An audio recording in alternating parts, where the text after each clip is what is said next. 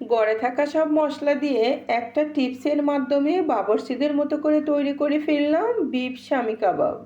Hello everyone, আসসালামু আলাইকুম। যে যেখান থেকে আমার এই ভিডিওটি দেখছেন নিশ্চয়ই সবাই আল্লাহর রহমতে ভালো আছেন। আমি ভালো আছি আলহামদুলিল্লাহ। আমার সঙ্গেই থাকুন আর দেখতে থাকুন কিভাবে টিপসের মাধ্যমে শামি কাবাব তৈরি করলে একটা কাবাবও ভাঙবে না, উপর থেকে হবে খুব পারফেক্টভাবে আর ভিতর থেকে থাকবে নরম। এখানে আমি হাফ কেজি পরিমাণ গরুর মাংস নিয়েছি। হাফ কেজি পরিমাণ গরুর মাংসে দিতে হবে 100 গ্রামের মতো ছোলার ডাল। এর সাথে বেশি দিলে কিন্তু মজা হবে না। আমি যেহেতু প্রেসার কুকারে দিব, তাই এখানে আমি অতটুকু পরিমাণ পানি দিব যতটুকু পরিমাণ পানির ভিতরে কাবাব এবং মাংস দুটোই ডুবে থাকে। প্রেসার কুকারের ভিতরে 3টা শীষ আসলে আমি প্রেসার কুকারের ঢাকনা তুলে ফেলবো। দিয়ে দিব এখানে 1 টেবিল চামচ পরিমাণে আদা বাটা, রসুন বাটা আর 1 চা চামচ ধনের গুঁড়া, জিরার গুঁড়া, দারচিনি, লং, এলাচি, জয়ত্রী আর দিয়ে দিব শুকনো মরিচের গুঁড়া। দিয়ে দিব স্বাদ মতো লবণ। আমি এখানে হলুদের গুঁড়াটা ব্যবহার করছি না, আপনারা চাইলে করতে পারেন। 3টা শীষ আসার পরে প্রেসার কুকারের ঢাকনা খুলে ফেললাম। যতটুকু পানি ছিল অন্য একটা ফ্যানের ভিতরে ঢেলে নিব। পানিটা না শুকিয়ে আসা পর্যন্ত আমি এখানে চুলার আঁচটা মিডিয়াম হিটে রেখে রান্না করব। যতক্ষণ না পর্যন্ত পানি শুকিয়ে আসবে ততক্ষণ পর্যন্ত আমি অনবরত নাড়তে থাকব। একটু পানিও থাকা যাবে না। আমার এখানে পানি সব শুকিয়ে আসছে। এই পর্যায়ে এসে আমি চুলাটা বন্ধ করে দিব। আর যখন ঠান্ডা হয়ে থাকবে, একটু কুসুম কুসুম থাকা অবস্থায় আমি শিলপাটায় বেটে নিব। আপনারা চাইলে ব্লেন্ডারও ব্লেন্ড করতে পারেন।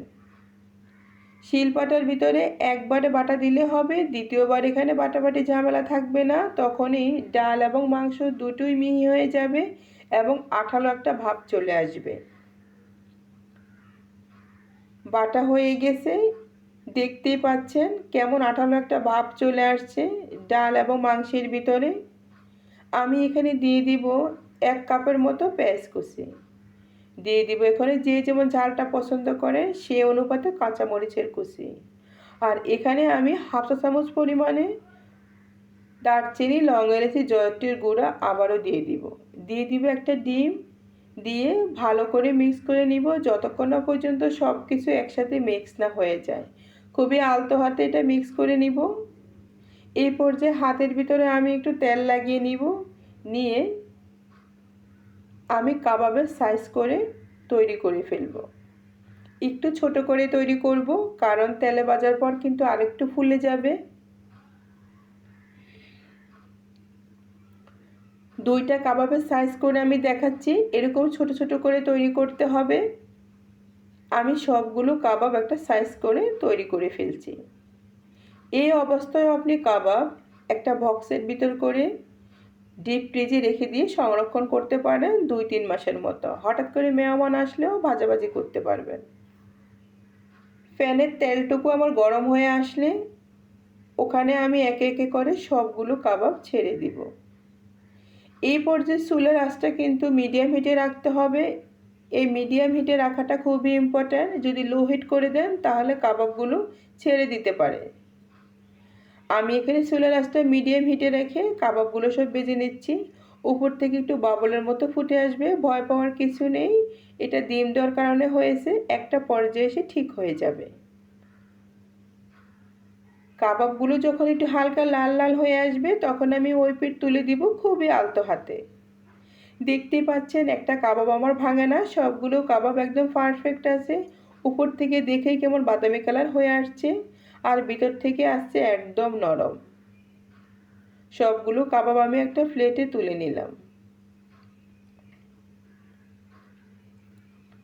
এভাবে যদি কাবাব তৈরি করেন তাহলে দেখতে হবে লোভনীয়, খেতে হবে অনেক টেস্টি। এই পর্যায়ে এসে আমি অন্যান্য কাবাবগুলো সব ভেজে নিলাম। যারা আমার ইউটিউব চ্যানেল থেকে দেখছেন তারা প্লিজ আমাকে সাবস্ক্রাইব করে দিবেন। যারা আমার টিকটক আইডি এবং ফেসবুক পেজ থেকে দেখছেন ফলো দিয়ে আমার সাথেই থাকবেন পরবর্তী নোটিফিকেশান পাওয়ার জন্য।